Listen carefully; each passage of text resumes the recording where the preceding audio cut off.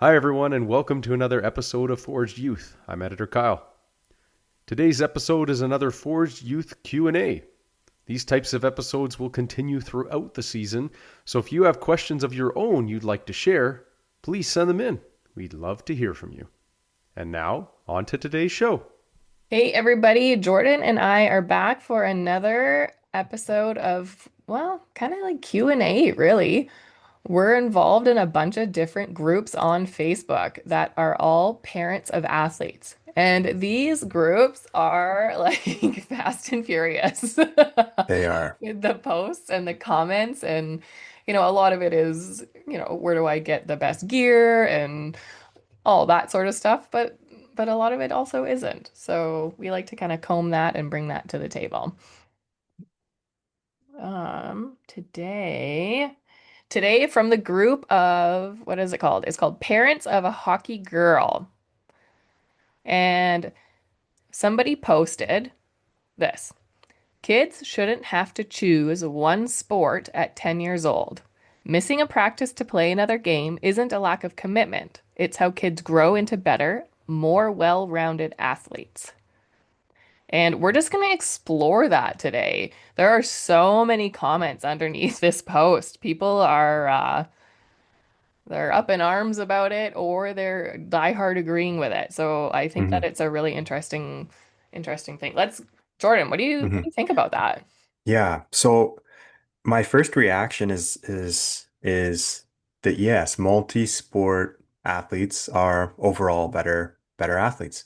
Mhm. It's better for your physical development to play and to participate in multiple sports than just honing in on one. Now, when you're a youth, sort of out of one side of the mouth, we say that multi-sport athletes are a good thing, but then out of the other side of our mouth, we criticize these athletes for missing one of their sports when they have to go do the other. So it's a very polarizing and nuanced thing. Now, having said that, I think that if you sign up for a team, you commit to the team, and especially when teams are smaller, one person missing is kind of it could be a big deal. It has an effect on everybody else there. Um, so you're partly saying that like what I have to do in my life is more important than the team. So I mean we have to acknowledge that. Now, just to go a little bit further in this, I don't know that it's so wise to sign up and commit to multiple sports that overlap.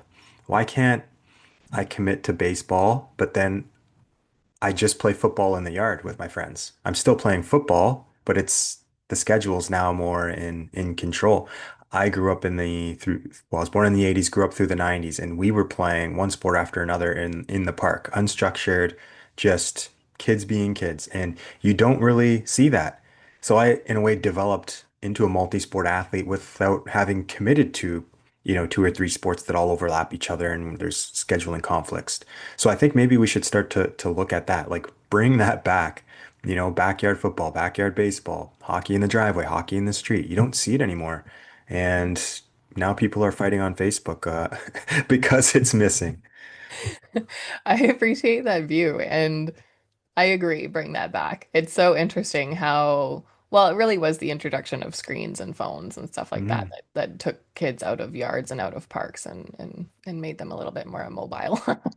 Uh, and and I honestly never thought about it in that way, Jordan, about how you can commit to a team and then play the other ones for fun. hmm Like that option didn't cross my mind. hmm It's true. And it's interesting too though, because when I was a volleyball coach, I coached senior high boys volleyball for like 8 years. And volleyball at this school, boys volleyball at this school, was the first sport that happened during the school year. Like we were having tryouts at the end of the first week of school because the season started so fast. hmm And the players weren't volleyball players. They were the basketball players. They were the city soccer players. They were the foot, like every other sport except for volleyball. Volleyball was like their get into shape and get back into the swing of things, right? And Yeah. so it was interesting because I think that a big piece of this too is understanding the role that that team plays. And so when these boys made the team, I knew as a coach that I needed to ask, are you on other teams and what teams take priority? Mm, Because then right away I knew. And like, I mean, some of these players, they ended up getting soccer scholarships. They ended up getting, and so it's like, okay, you got to understand the role of the team, number one, as the coach and as other parents on the team. You got to kind of hmm figure that out. hmm And and then number two was that, what was my other thought? Number two was the the team was just fun.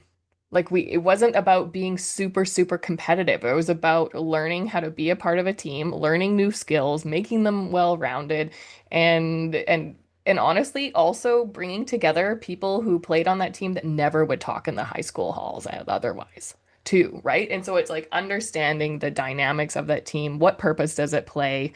And working within that. And within the almost decade that I was coaching, we went from being the last team in the league, like it was pitiful, hmm to being number two. And hmm you're right. Sometimes there was like, I only had 6 or 7 players show up to a game. And that, I mean, there's 6 players on the court with volleyball for those of you who don't know. And so I'm like, hmm okay, guess what? Today you get to play a different position. And we would laugh and they would have fun and they would play so well, well enough to move up the ranks. And so it's hmm just, it's an interesting piece. It's important. I love what you said to bring back, playing for fun and then also just knowing the role. And in this post, it says the kid is 10. hmm hmm Yeah. So it's like how, because there's levels of commitment, right? So like a more competitive team, the level of commitment should be higher. If it's like Yeah. a house league or sort of, rec league for fun, like a club team or something like that, the commitment is not so heavy, right? Your family could go on summer vacation and you just miss a couple. Like it's not the main priority, but it's kind of known for that level. Like this isn't hardcore. This is just we're coming out here to have fun. I think when parents and players run into trouble, it's when there's overlapping sports at a level that is supposed to be competitive. Like you're supposed to buy in. This is Mhm. serious. This is like the main priority for this kid's life and or the family, like everyone involved. And then when you have players kind of saying, "No, I'm going to go do this other thing," it's a little bit of I don't know the right word for it, but it's let's just say it's poor etiquette, if you ask Mhm. me. And ultimately that falls on the parents. Like why are we signing the kids up for things that there's going to be scheduling conflicts? Like, just don't do Mhm. it to begin with. Um, and if you want to play multiple sports, play your favorite one at a competitive level, and then take that other one to more of a passive level, like a Yeah. community league or whatever it is, or just play for your school team, right? Yeah. So, yeah, yeah, I can understand both sides, Both but sides. just as a dad with 2 young kids, I'm not going to put them in that position. And then for the coaches, because there's probably coaches listening to this who are dealing with this. Like, Hmm. what are we supposed to do? These kids miss and then they show up and then they want to have equal playing time. Um, me as a coach, I'm going to reward the players who are committed. And that Yeah. doesn't mean they're the best players on the team. It means they're the most committed to getting better and improving and buying into the team system and playing their role, right? I'm going to reward those people because at the end of the day, it's youth sports. It's not about winning and losing. It's about developing better humans, Yeah. more confident humans who understand how to be part of a team and help others and pick others up when they're down and have good body language and encourage others and win with grace and lose with grace and all these things. This is what we're teaching. I think, sometimes Mhm. we lose sight of that. Yeah, and I agree with that about like the playing time piece. Even with the boys volleyball team, they knew that if they missed practice, that they weren't going to be playing in the game unless there was something, you know, unless I only had 6 players and then they were going to Mhm. play or whatever, right? Like Mhm. you had to earn your playing time. You weren't just, oh, you're the best player, but you can miss all these things to go play soccer and then come back and play. No. I will play the kid that is not very good, who has been committed and showing up Hmm. 100%, because that's what you reward, right? Yeah. And because that's also kind of like what you're saying about what these kids are learning. That's a big piece of what they're learning is being rewarded for being consistent, for being committed, for showing up for themselves, for showing up for their team. And if you're allowing them to miss, even though it may be for a good reason, Hmm. and then they come back and they just get right on the court, that's not actually setting them up for success in the rest of their life. It's teaching them a bad habit that is not going to serve them. Hmm. Hmm. Yeah. And the thing is, like, have you ever seen the documentary Pumping Iron with Arnold Schwarzenegger? No, but now I'm going to watch Oh, it's it. an absolute must watch. Like Arnold, Okay. he's one of my heroes. Just an incredible guy, fascinating. His mindset. He just sets his mind on something, and it's possible, and he can do it, and he just works for it. Um, but there's a powerful part of the documentary when he's training for. I might get the details. It's a little fuzzy, but the essence and the point remains the same. So he's training and preparing for Mr. Universe. All right. And during this time, he's in the USA. He's from Austria. His father dies during this time, and his mom calls, and his mom's like, your father died. You need to come home right away. And this is like days before the contest. And he's like, Mom, I'm not coming. I'm training. Like I've been training my whole life for this. My Hmm. father's gone. Like there's nothing we can do, you know? Yeah. It was just it made me just think, I'm like, wow, that's at the highest level. Like this isn't youth sports. We're talking like the highest level Hmm. competition. Like this is how people are thinking. Like that is Arnold's level of commitment to his Hmm. goal. And if you look at it from his perspective, he's totally right.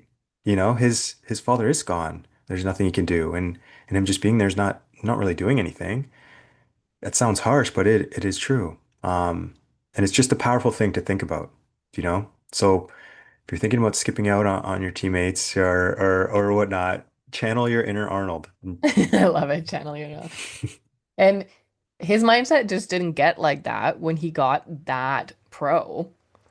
Mhm. Like it doesn't just, "Oh, okay, now I'm taking this seriously and boom." Like you practice that mindset from a young age and you that gets instilled into you and supported in you and you're held accountable for it and all of these pieces. And I think like parents, that's a big part of parenting elite athletes, parenting athletes in general is that accountability piece.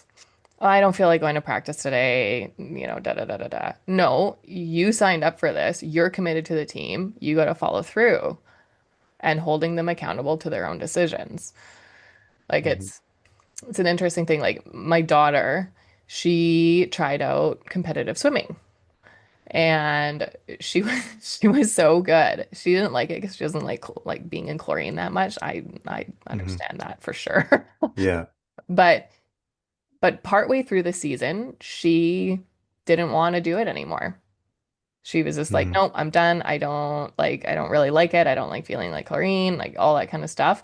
And it's not like she was having health issues because of the chlorine. That's a different story, but she just didn't want to. And too bad, sweetheart. You signed up for the season. You're Mhm. finishing the season. Like you have, and so it was an argument Mhm. every single practice. It was an Mhm. argument to go and then on the way home. "Why do you make me do this? Da da da da da." It's like, well, Mhm. because you signed up, you're committed, and you're accountable, and that's what you do. Mhm. Yeah. Oh, Mariel, there's so much there. I don't even know what to pick. So there's a book. I might have showed it to you. I think you've read it or you knew of it. The first time that we spoke might have been during the podcast or some other time. I think I might be making this up, but I've definitely done this before. I've spun around the chair that I'm in and I've reached back for it. It's right behind me. It's a book by Angela Duckworth. Um, and it's a book called Grit. And Yes. it's about this mental Mhm. toughness. And she uses her family as an example. Her kids sign up. They have to commit to one thing Yep. each year. Whatever it is that they want to do, they'll get to do it. But the deal is they have to finish the year. And if Hmm. they finish the year and they love it, they can do it again. If they hate it, doesn't matter. You stick with it for one year and you just finish it. And that's what sort of helps develop this grit. And I totally agree with it. So the thing is, sometimes sometimes we do have to quit things. Hmm. Sometimes we do have to quit. Now the problem or the idea that I've been exploring lately is how do we tell the difference between a valid reason to leave difficult situation or to miss practice? How do we know if it's a valid reason or if it's self-deception? Hmm. So good. Oh It's so my hard. It is hard. And it's really, this is what self-discipline is all about, right? So you're laying in bed. The night before, you said you were going to wake up and go to the gym on Rising. Now that time has come. You know, you set your alarm for 7 o'clock, it's going off. What do you do? Maybe you hit snooze one time. Okay, but now it's 7:10. It's time to get up. What do you do? Do you hit snooze again? Do you start reaching for any of the excuses that are floating by in your mind? Like, oh, I was up late, I had a tough day yesterday, and I'm a little tired, have a headache, my bed, it's cold. Like, what excuse do you want? There's so many. You can pick one. They're all very comfortable. They're not going to help you at the end of the day, God. but they're very easy to grab for. And we're masters at justifying these things. You know, we can really, really trick ourselves into believing that's a valid excuse why we shouldn't do the thing that we agreed to. But sometimes you are run down and you need to miss practice because going is going to set you back. It's Hmm. so hard to tell the difference, right? Um, so I'm wondering, do you have any systems in place in your own life to help you distinguish between self-deception and a valid excuse? This is such an interesting topic because I struggle with this 110%. I am not a quitter, and that has to do with my sports background and the coach and what was like really just like driven into me. And it has been extremely difficult throughout my life to know when to walk away from something because it's no longer like serving me. Yes. Right. And it's interesting because it's just like, well, like hard things are normal for me. And getting past them or through them, or it's building me in some way, or it's making me stronger. I'm learning so much. It's like, okay, but at a certain point, right? What is that? And I honestly, in this exact moment, I don't have something to say to it. When it Mhm. comes to uh, athletes and like showing up for practice and competitions and stuff like that, like we do speak about this in the program. And that is with like when it comes to sickness and injury. Mhm. Yeah. Good examples. Those Yeah. those are the times when it's okay to not go because rest is something that your body needs in order to heal quicker. If you are, if you're fighting sickness and you're continuing to go, number one, you could get the whole team sick, which is okay, then that's serving absolutely no one. And number two, your body is using all of its energy to try and to do this practice, but you're not actually going to be able to perform and do what you're supposed to be doing at the highest level anyways, and you're at more risk for injury at that point. And so it really Hmm. does just serve you better purpose to be at home and actually be resting, not hanging out with your friends, not, all those things, intentional resting. Hmm. And in those moments is when I say you can still be doing your training via visualization.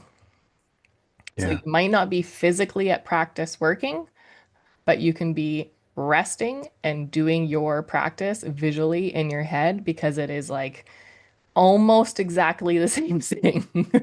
Yeah. Yeah. Yeah. Yeah, it is. Have you seen or heard of the study where it was like there was group A who went to the gym and did bicep curls, and Yeah. there was group B who didn't go to the gym. They just sat at home and visualized themselves doing bicep curls, like a real visualization, eyes closed, and like literally feeling what your bicep would be on the 30th rep, and it's just like on fire. You doing your 3 sets of 10 or whatever it is. Um, and then group C, that was like the control group, they did nothing. So the group that went to the gym, they had increased bicep size after, a month or whatever. The second group, who was just visualizing, they also experienced growth of the bicep. It Mhm. wasn't as much, but it was notable. It was like, oh my God, how is that even possible? Mhm. So I don't remember the name of the study. Listeners, you're gonna have to go look that up, throw that in Google. But it's a real study and it's real science. So it just shows the power of visualization and yeah, and it sort of echoes what you're saying. Yeah, Yeah. if you can't go to practice, just visualize it. Stay home and do it. Yeah. Hey there. Quick pause to say thank you. If you're listening right now, you're already a part of something powerful. We're here to help young athletes and their families build grit, resilience, and purpose, and your support makes that possible. Did you know that over half of podcast listeners never hit follow? That one click actually helps us grow, get bigger, and reach more people who need to hear this. So if you're enjoying this episode, please hit follow or subscribe. It's free, it takes a second, and it really does mean the world to us. Now, back to the show. The injury piece, too, is that when you're an injured athlete, there's actually a totally different mindset for you. You're a recovering athlete now. You're not an athlete, you're a recovering athlete. And that means that Mm, all of the energy and intention and all of that kind of stuff that would usually go into your practicing and your competitions and your skills and all of those things, they now go into your recovery, which means showing up for physio yes. and doing that to 110% just like you would do like your one-on-one goalie training or whatever, right? Like Mhm. so and the athletes that are able to really adopt that mindset and go, okay, I'm not an athlete right now. I'm recovery first. And they're able to really dive into that, they heal so much faster and they come back so much stronger because they haven't spent time going, woe is me, I can't go to practice, or go to practice and mess themselves up even more and all that kind of stuff. They've dedicated themselves to healing and it works. Yeah, that's so powerful. Like you just brought me back to being injured, like those times and being like, okay, I have to go and do my treatment. And then, later on, I'm going to go back to the rink and get more treatment. And then when I'm at home, with my feet up on the couch, watching Netflix or something, like I'm icing or I'm doing, the bands, at home as I'm All the watching bands. or whatever, Yeah. like the road to recovery, it's quite long and lonely, Yeah. but you're right. You still have to flex all those same mindset muscles as you do Hmm. preparing for a game or practice or whatever it is. You have Yeah. to be committed and show up. Yeah. And then I did just have something come to my mind. If we circle back to the when do we know it's time to like quit? Hmm. And because we have had kids come through the program who want to. They don't want to be in their sport anymore. They want to quit. And the number one rule is that we don't quit on a bad day, Yes. right? Like Yes. it, so if you're having a rough time in your sport and you're just like so frustrated and you don't want to show up and the team drama or the coach is rude or all those things, we don't quit on a bad day. And the second piece is that what I do with these athletes is that we we talk through, they name everything that that sport is teaching them, both like skill wise with the sport, but also like the things we've been talking about today, commitment, dedication, hard work, like teamwork, leadership skills, like all of these things. We write out this list and it's massive. And all of a sudden the kids are looking at this list and they're like, oh, right? And it's Hmm. like, okay. Okay, so now that you've seen what this sport is bringing to your life, now you make a well-rounded choice of what comes next. And what are things in the list that you get to take with you when you leave? Okay, well, like maybe it's not swimming and being in chlorine and the perfect breaststroke and, all of these things. Okay, so those stay are sport specific. So they kind of stay in the sport, or if you go to the pool or do an Ironman one day or something like that. Hmm. But all the other skills, well, they transfer out. Okay, well, that's great.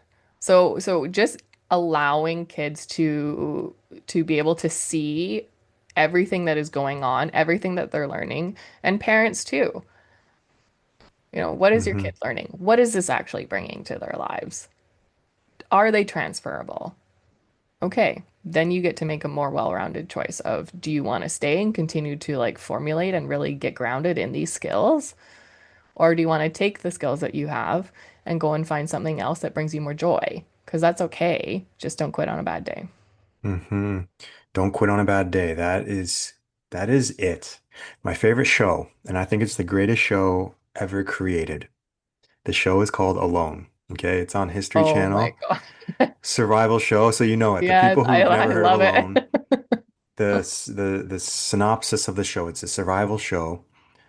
Last person standing, 10 survivalists. They drop them off in these remote locations. A few of the seasons were out near you, actually, North Vancouver Island. And it's these people film themselves.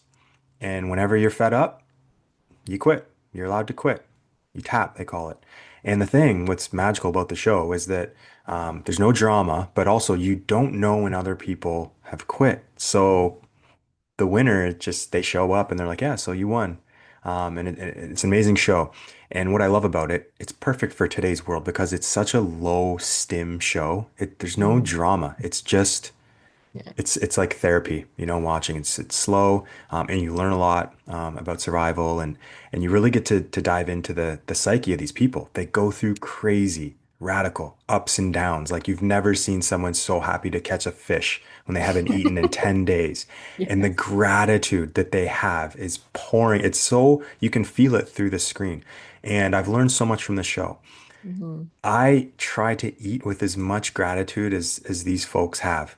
When Hmm. you haven't eaten in 10 days and you get a meal, I try to have that same essence when I pull something out of the fridge. And we all Hmm. should, because having food is you should be counting your lucky stars for it. Hmm. But the thing is, with alone, you have bad days and people they quit on bad days. And I'm sitting there thinking, I'm like, you're one fish away from it being perfect again, your whole world. And and I always think to myself, how would I fare? Like, Jordan, how would you fare on the show? You're judging these people on your couch as I eat a bag of, chips. And I want to know, like, what am I made out of? Hmm. And how far could I go? How far could I go into just like suffering and just being like, no, I can do this, keep going, keep going, keep going. I want to know what my threshold is for pain and suffering when I Hmm. have a goal in mind.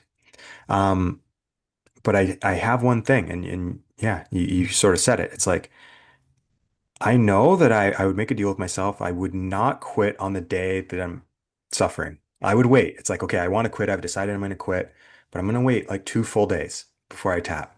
And if I Hmm. still feel like this, I'm going to quit. If not, then like, boom, I just saved myself from that regret, Yeah. you know? So it's an awesome show. Like I really do love it. It is an awesome show. And when you're talking about this, I'm thinking about one woman on there that she quit and she did wait for a good day and it actually ended up being her birthday, I think. And Hmm. she had shelter, she had caught a squirrel the day before. Hmm. She was not in a bad place.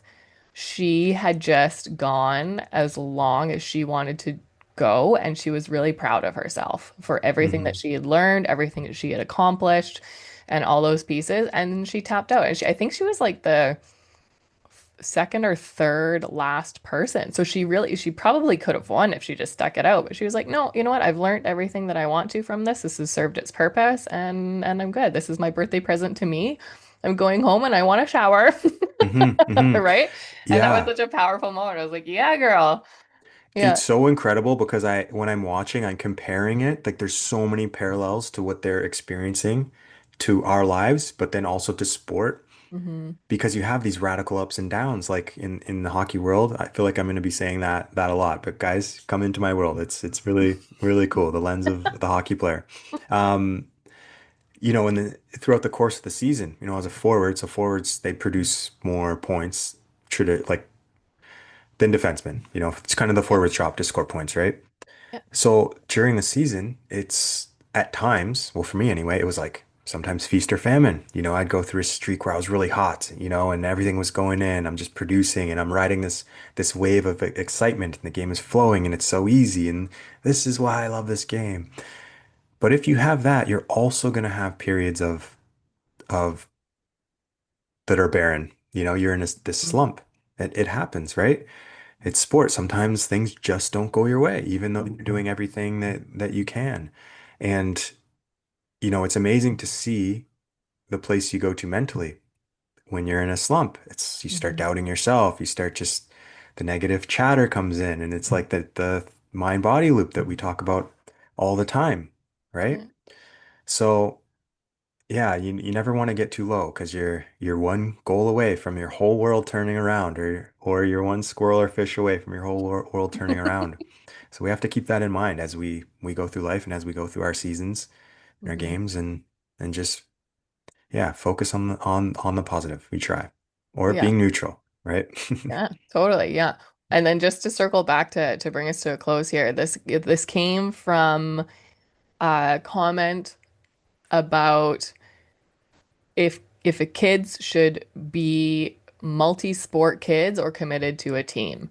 And and how we kind of went on tangents, but they were all very intertwined Hmm. because bring back playing for fun, secondary sports for fun, so that they can Yeah. be committed to the team that they're really passionate about, that they've got those big goals for, and all that kind of stuff. They can be on a committed team for that, and then they show up for that team time and time again. And the sports that they love to play on the side, have those be things that are not going to collide, or if they maybe even if they do happen to cross, like have it be a team that isn't necessarily needing them, otherwise that team will fold, right? Because there is that commitment there. And then just being Hmm. able to know, like, okay, well, how do we know when to show up or when not to show up, or what, how do I know what sport to choose to be my committed one? These are kind of all pieces that we brought in through various examples and stories today. Hmm. What a journey. Wow. That was a quite a diversion we went on, but yeah, all great stuff. As you were speaking, I was like, I know that this has to do with our original question. How do I bring it back? Hmm. Yeah. Oh man. Okay, everybody. This was so much fun. We love being here with you. Make sure that if you have questions or comments that you want us to talk about on this podcast, to reach out, be a part of our Facebook group, join our school group. It's free. And that's where Jordan and I and the rest of the Forge team are active all the time. And we really want to make sure that we're talking about things that are relevant to you. This is for you. And we only know what you want if you tell us. We're good, but we're not that good that we're mind readers. So reach out. Any last words there, Jordan, before I close? No, we'll see you guys next time. Okay, until next time, train your mind, build your grit, and forge your legacy. You've been listening to Forged Youth. New episodes drop every week, so if this hits home for you, throw us a follow and subscribe. Forged Youth, where resilience is trained.